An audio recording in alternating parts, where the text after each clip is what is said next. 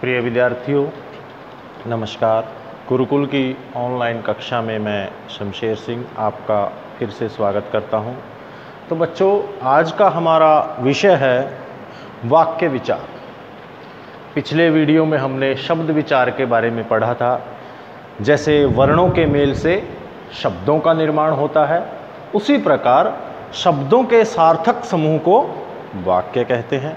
अब एक वाक्य की आप परिभाषा जो है देखेंगे, शब्दों का ऐसा व्यवस्थित समूह जो हमारे विचारों एवं भावों को प्रकट करने में पूर्ण रूप से समर्थ हो, यानी कि जो हमारे भावों को प्रकट कर सके। हम जो बोल रहे हैं वो बात दूसरा उसको पूरी तरह से समझ जाए, वो वाक्य के अंतर्गत आती है। अब व्यवस्थित का क्या अर्थ है बच्चों? यहां व्यवस्थित यानी क्रमबद्ध रूप से, क्रमबद्ध रूप से यानी कि सीक्वेंस में। जैसे हम शब्द के अंदर निरर्थक शब्दों में तो सीक्वेंस चेंज हो जाती है, सार्थक शब्दों में सीक्वेंस यानी कि उसका क्रम चेंज नहीं कर सकते। इसी प्रकार वाक्य में शब्दों का जो क्रम होता है कि पहले, जैसे इंग्लिश में क्या होता है, सब्जेक्ट, वर्ब, ऑब्जेक्ट, जबकि हिंदी में पहले सब्जेक्ट और फिर ऑब्जेक्ट और फिर वर्ब, इस तरह से, यानी कि क्रिया हिंदी में आखिर में आती है। तो वाक्य के अंतर्गत हम अध्ययन करेंगे। वाक्य के बच्चों दो भेद होते हैं, यानी कि वाक्य को यदि हम डिवाइड करें तो दो भागों में हम उसको बांट सकते हैं। पहला होता है उद्देश्य और दूसरा विधेय। अब उद्देश्य और विधेय क्या होता है? देखिए, उद्देश्य के बारे में मैंने लिखा है, वाक्य में जिसके विषय में कुछ कहा जाए, जिसके बारे में बात हो रही है, वो वाक्य का क्या है? उद्देश्य, यानी कि कर्ता, या यूं कहें सब्जेक्ट। जो वाक्य का कर्ता होता है वो क्या होता है? उद्देश्य। तो यहां इतना क्लियर हो गया कि वाक्य का जो कर्ता होता है बच्चों, वो क्या होता है? उद्देश्य। और उस कर्ता के बारे में, उस सब्जेक्ट के बारे में जो भी कहा जाए, उद्देश्य के विषय में जो कुछ कहा जाए, वो क्या होता है? विधेय। तो वाक्य के हमारे दो अंग होते हैं, उद्देश्य और विधेय। उद्देश्य में आएगा हमारा कर्ता, जिसके विषय में कुछ कहा जाए। जैसे मैंने एक उदाहरण लिया है, देखिए, सोहन पत्र लिख रहा है। अब सब्जेक्ट कौन है? यानी कि आपने ढूंढना है उद्देश्य कौन है? सोहन। ये क्या है हमारा? उद्देश्य। और फिर देखिए विधेय की परिभाषा, उद्देश्य के विषय में जो कुछ कहा जाए। सोहन के बारे में यहां क्या बात हो रही है कि वो पत्र लिख रहा है। तो ये जो हमारा बच गया भाग, ये विधेय है, और जो सोहन है वो क्या है? उद्देश्य है। तो सोहन हमारा उद्देश्य है, और सोहन के बारे में जो कुछ कहा गया वो विधेय है। इसे देखिए, इसके बाद इसका अगला करते हैं भाग के वाक्य के प्रकार कितने होते हैं।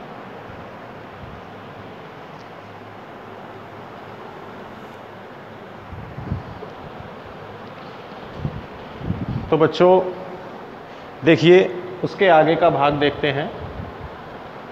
अब हम वाक्य के भेद पढ़ेंगे। वो तो एक ही वाक्य के दो अंग थे कि एक उद्देश्य और एक विधेय। अब यहाँ वाक्य के भेद हमारे पास दो प्रकार के होते हैं, रचना के आधार पर और अर्थ के आधार पर। रचना माने, जैसे हमने शब्दों में भी किया था, बनावट, बनावट के आधार पर, और अर्थ में उसका अर्थ के आधार पर वर्गीकरण। तो पहले हम लेते हैं रचना के आधार पर। देखिए बच्चों, रचना के आधार पर हमारे पास वाक्य तीन तरह के होते हैं। नंबर एक, सरल वाक्य, संयुक्त वाक्य, मिश्रित वाक्य। अब इन तीनों का वर्णन करते हैं डिटेल में। सरल वाक्य क्या होता है? सरल यानी साधारण, इसको क्या बोल सकते हैं? साधारण वाक्य। अच्छा, इसकी विशेषता क्या होती है? इसमें एक ही उद्देश्य तथा एक ही विधेय होता है। सरल वाक्य में क्या होता है बच्चों? आमतौर पर एक ही उद्देश्य होता है और एक ही विधेय होता है। जैसे उदाहरण लिखते हैं, वह शाम तक लौट आएगा। सीमा गाना गा रही है। अब देखिए, दोनों वाक्य में एक ही उद्देश्य है और एक ही विधेय है। तो ये कौन से वाक्य हुए? सरल। यानी कि ऐसे वाक्य जिनमें ना तो किसी अव्यय का प्रयोग होता है, समुच्चय बोधक का प्रयोग होता है, और ना ही दो वाक्य आपस में किसी योजक द्वारा जुड़े होते हैं। वो क्या होते हैं? सरल या साधारण वाक्य। तो दूसरा देखते हैं। दूसरा क्या है हमारे पास? संयुक्त वाक्य। अब देखिए बच्चों, संयुक्त संयुक्त माने क्या होता है? यानी कि दो या दो से अधिक उपवाक्यों को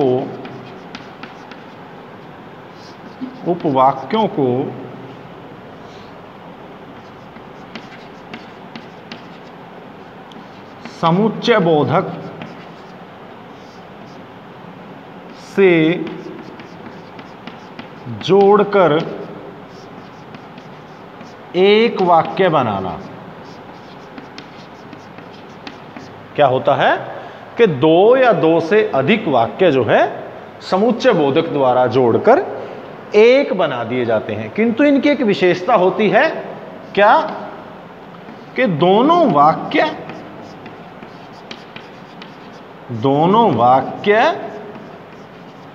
स्वतंत्र होते हैं।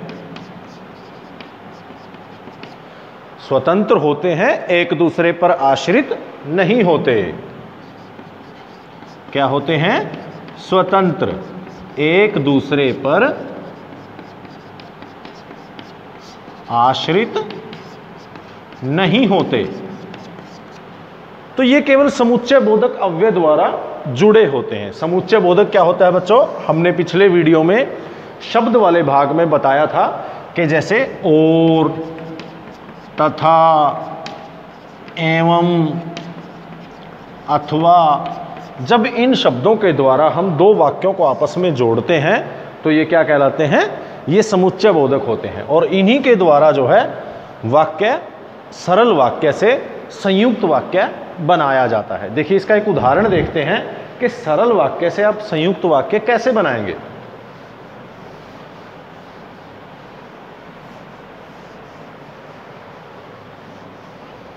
बिल्कुल आसान है, थोड़ा सा ध्यान देने की आवश्यकता है बस, क्योंकि आपको समुच्चय बोधक के बारे में पता है। सोहन बाहर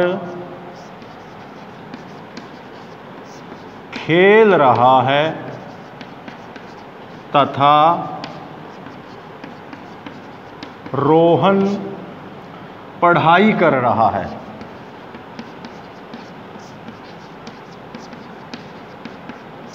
देखिए, मैंने एक संयुक्त वाक्य का उदाहरण लिया है। सोहन बाहर खेल रहा है तथा रोहन पढ़ाई कर रहा है। अब समुच्चय बोधक कहाँ है? ये रहा, तथा। अब अगर हम दोनों वाक्यों को अलग करेंगे, सोहन बाहर खेल रहा है, ये भी वाक्य अपने आप में पूरा है, यानी कि किसी पर आश्रित नहीं है, पूर्ण वाक्य है अपने आप में। और दूसरा, रोहन पढ़ाई कर रहा है, ये वाक्य भी अपने आप में पूरा है।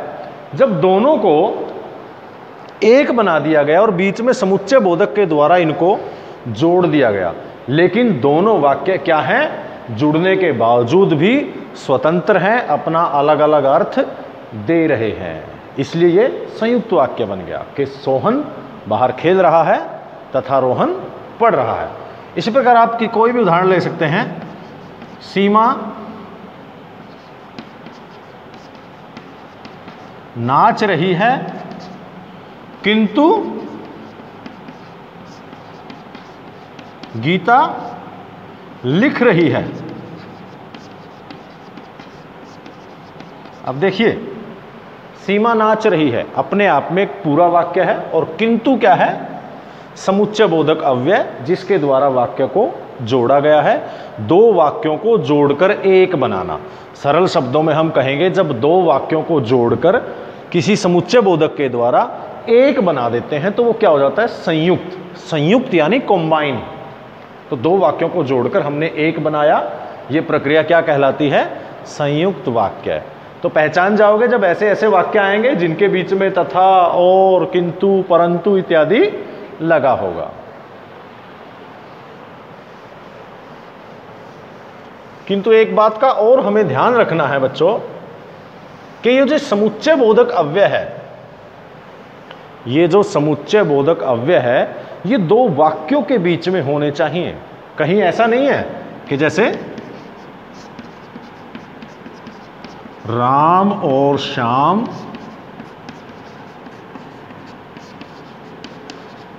दोनों भाई हैं,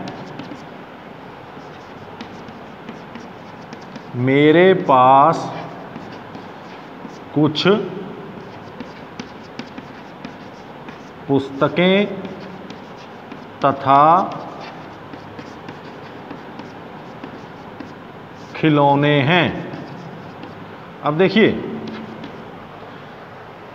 और तथा, बच्चों ये दो शब्द लगे तो यहां भी हैं, समुच्चय बोधक तो ये भी है, किंतु ये सरल वाक्य है, इसको संयुक्त बनाने की गलती मत करना, क्योंकि ये दो संज्ञाओं के बीच में हमने अव्यय लगाया है, समुच्चय बोधक। मेरे पास कुछ पुस्तकें और खिलौने हैं, लेकिन वाक्य का उद्देश्य एक ही है और विधेय भी एक ही है, इसलिए ये सरल वाक्य है, संयुक्त नहीं।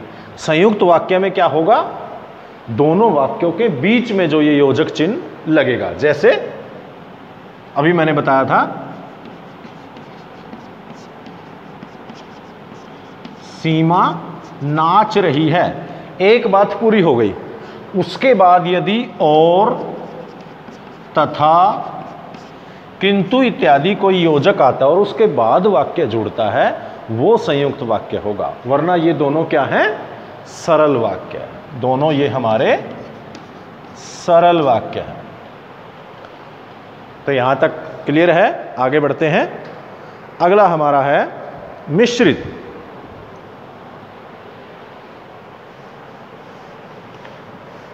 मिश्रित यानी जुड़े हुए।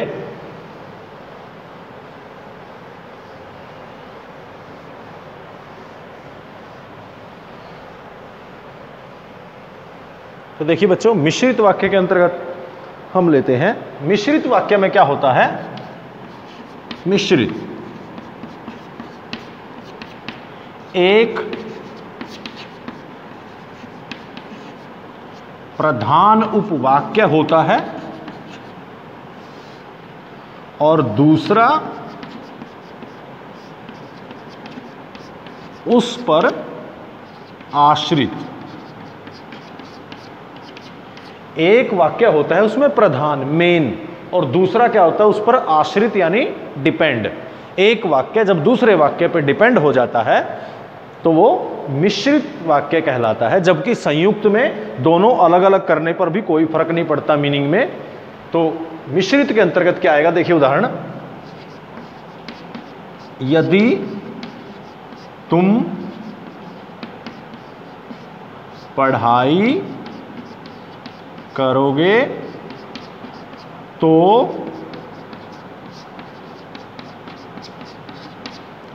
पास हो जाओगे। अब यहां देखिए, यदि तुम पढ़ाई करोगे, ये तो है प्रधान, और पास हो जाओगे, ये है इस पर आश्रित। क्योंकि पास होना किस पर डिपेंड है? पढ़ने पर। पढ़ोगे तभी तो पास होगे। तो इस प्रकार जब वाक्य जुड़े होंगे वो क्या कहलाएंगे? जिनको आसानी से अलग नहीं किया जा सकता। अब मान लो हमने इसको अलग कर दिया, यदि तुम पढ़ाई करोगे, सस्पेंस रह गया ना कि क्या होगा, तो दूसरा वाक्य उसको जोड़ दिया जाता है, वो उस पर आश्रित कहलाता है। जैसे पिताजी ने कहा कि मुझे आज बाहर जाना है। अब देखिए, पिताजी ने कहा कि, ये है प्रधान। प्रधान तो वही है ना कि पिताजी ने क्या कहा, गुरुजी ने क्या कहा, माताजी ने क्या कहा। जो कहा यानी कि उद्देश्य। पिताजी क्या है वाक्य में? उद्देश्य। तो जिस साइड में उद्देश्य होगा, जिस तरफ, यहां भी उद्देश्य क्या है? तुम्हारे बारे में बात की जा रही है, तुम उद्देश्य हो, और तुम्हारे बारे में जो बात की जाएगी वो विधेय होगा। तो प्रधान वाक्य के अंतर्गत पिताजी आएंगे, और पिताजी जो कहेंगे वो उसका विधेय होगा, यानी कि वो उनसे संबंधित काम होगा, वो आश्रित उपवाक्य के अंतर्गत आएगा। तो इसी प्रकार एक और उदाहरण देखते हैं। जैसे पुस्तक में दिया गया है, गुरुजी ने कहा कि सुबह उठकर पढ़ना चाहिए। गुरुजी ने कहा, अब जो कहा वो क्या आ गया? आश्रित। सुबह उठकर पढ़ना चाहिए। सुबह उठकर पढ़ना चाहिए। तो बच्चों, इस प्रकार रचना के आधार पर, यानी कि बनावट के आधार पर वाक्य के तीन भेद होते हैं: सरल वाक्य, संयुक्त वाक्य और मिश्रित वाक्य। सरल वाक्य में क्या होता है? एक उद्देश्य, एक विधेय। यानी कि उद्देश्य के बारे में जो कुछ कहा जाए वो कहाँ आएगा? विधेय के अंतर्गत। जैसे राम खेलता है, राम क्या है? उद्देश्य। और राम के बारे में जो बात कही गई वो क्या है? विधेय। खेलता है क्या है? विधेय। ये तो हो गया सरल वाक्य।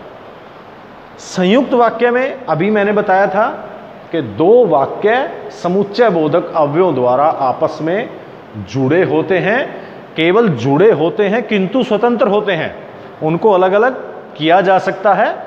दो साधारण वाक्यों के मेल से संयुक्त वाक्य बनता है। और समुच्चय बोधक अव्यय कैसे लगे होते हैं वाक्य के बीच में? जैसे और, तथा, अथवा, किंतु, या, जो हमने पिछले शब्द विचार वाले टॉपिक में भी किया था। तो एक बात और जो अभी मैंने बताई थी, और, तथा, अथवा, ये समुच्चय बोधक जो है वाक्यों के बीच में होने चाहिए, शब्दों, संज्ञा शब्दों के बीच में नहीं। जैसे राम और श्याम दो भाई हैं, ये सरल वाक्य है, संयुक्त नहीं होगा। तीसरा हमारा था मिश्रित।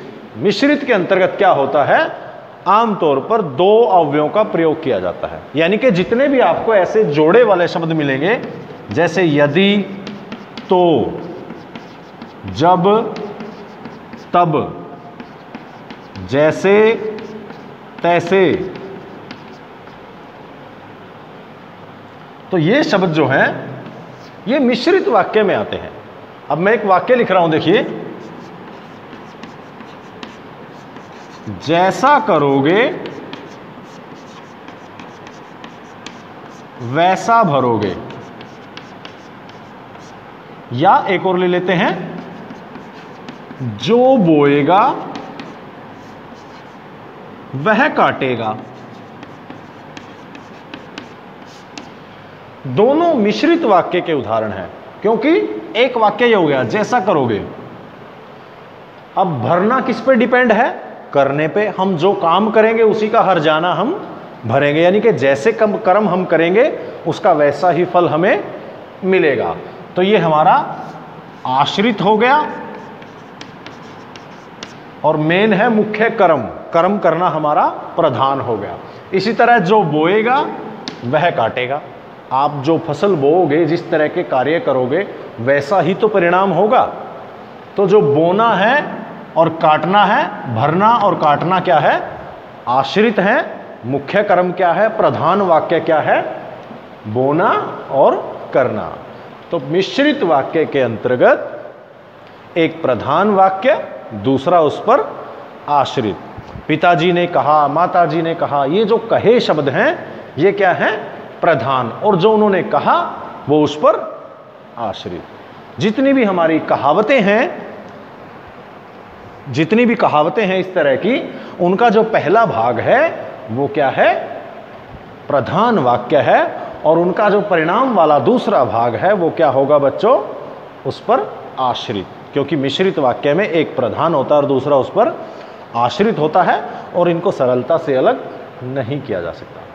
तो आशा करता हूं बच्चों आपने इस छोटी सी वीडियो को ध्यान से देखा होगा। कल हम इसके अगले भाग में जो अर्थ के आधार पर 4 भेद मैंने बताए हैं उनको पढ़ेंगे। तब तक आप इस वीडियो को देखिए, बार बार इससे संबंधित कोई प्रश्न आपके मन में उठे तो आप कभी भी फ़ोन करके या व्हाट्सएप के द्वारा पूछ सकते हैं। तब तक के लिए नमस्कार, धन्यवाद।